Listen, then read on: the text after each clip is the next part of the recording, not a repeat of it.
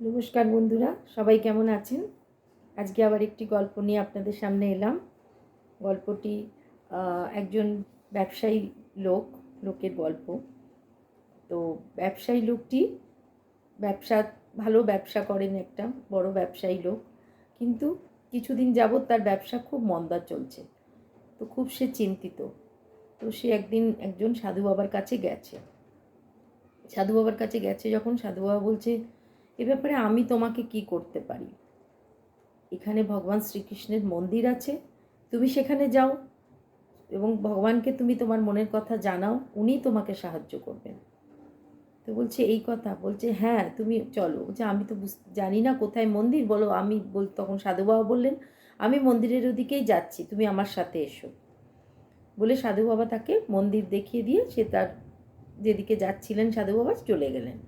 সেই ব্যবসায়ী লোক সেই মন্দিরের সামনে গেলেন এবং গিয়ে অশ্রু নয়নে সে ভগবান শ্রীকৃষ্ণের কাছে বলতে লাগলেন, হে প্রভু, আমার বিজনেসের এরকম অবস্থা, আমার ব্যবসার এরকম অবস্থা, আমার কি হবে প্রভু? তুমি আমার ব্যবসা দেখো প্রভু, তুমি আমার সাথে থাকো, তুমি আমার সাথে থেকে কিছু ব্যবস্থা করো প্রভু। বলে সে ঠাকুরের কাছে তার মনের আরতি জানিয়ে সে চলে এলো এবং বাড়ি ফিরে বেশ কিছুদিন পর থেকে দেখলো তার বিজনেস খুব ভালো মতো আবার আগের মতো চলছে। এরপর থেকে তার জীবনের যা কিছু ভালো কিছু মন্দ কিছু যা কিছু হয়, সে ওই শ্রীকৃষ্ণ মন্দিরে যায় এবং শ্রীকৃষ্ণের কাছে সব কিছু জানায়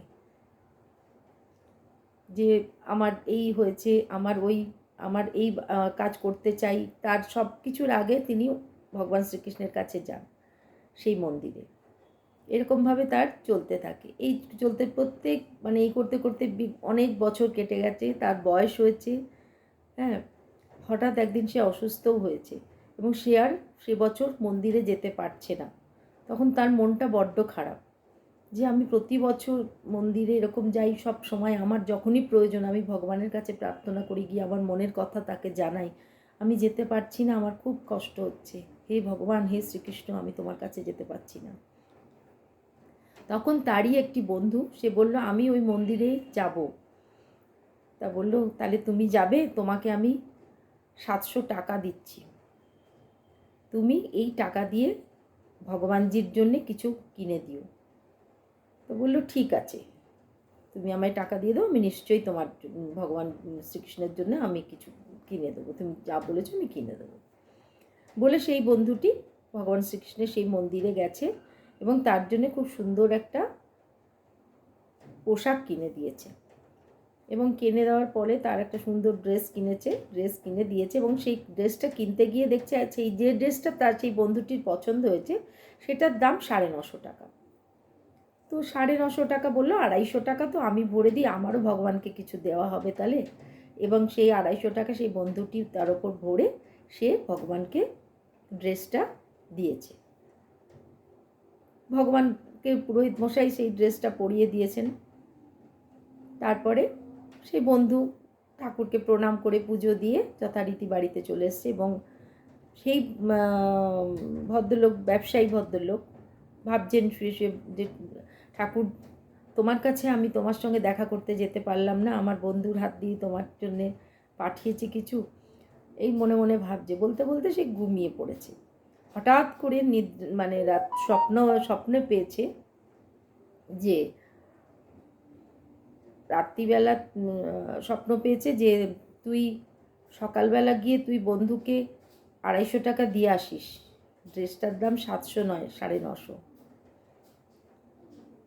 তখন সে ঘুমন্ত অবস্থায় সে বললে, হে প্রভু, তুমি কি বললে?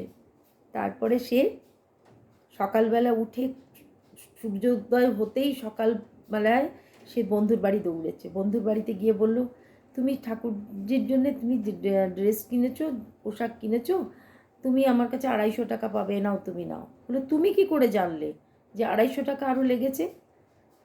বলছে 250 টাকা লেগেছে, আমি জানি, ঠাকুরজি আমাকে স্বপ্নাদেশে সব জানিয়েছেন যে 250 টাকা লেগেছে আরও। এ নাও ভাই, তুমি 250 টাকা নাও। এবং ভগবান ভক্তকে এইটাই বোঝালো যে ভক্ত কারোর কাছে ঋণী থাকলো না এবং তার জন্যে যে তার ইচ্ছা অনুযায়ী সে ভগবানের যে পোশাক দিতে চেয়েছিল তার পয়সাতেই সে দিতে পারল। ভগবানের কাছে যদি আমরা গিয়ে সব সময় তাকে জানাই যে আমাদের এই ঠাকুর, আমাদের এই অবস্থা, আমাদের তুমি সাথে থাকো, নিশ্চয়ই তিনি আমাদের সাথে থাকবেন। এবং ভগবান আমাদের সাথে সব সময় থাকেন। আমরা হয়তো তাকে দেখতে পাই না, কিন্তু তাকে অনুভব আমরা ঠিক করে বুঝতে চাইলেই আমরা তাকে অনুভব করতে পারবো। যাই হোক, সেই ভদ্রলোকের মনে খুব খুশি হলো যে ভগবান আমাকে স্বপ্নে জানিয়েছেন। এইভাবে তার দিন আবার অতিবাহিত হতে লাগলো। সে সুস্থ হলো, আবার সে ভগবানের কাছে গেল দর্শন করতে। এইভাবেই তার দিন অতিবাহিত হতে লাগলো। গল্পটি এইটুকুনি। আপনাদের কেমন লাগলো জানাবেন।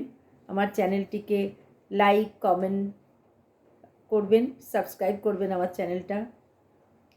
সবাই ভালো থাকবেন। আবার আরেকদিন দেখা হবে। নমস্কার।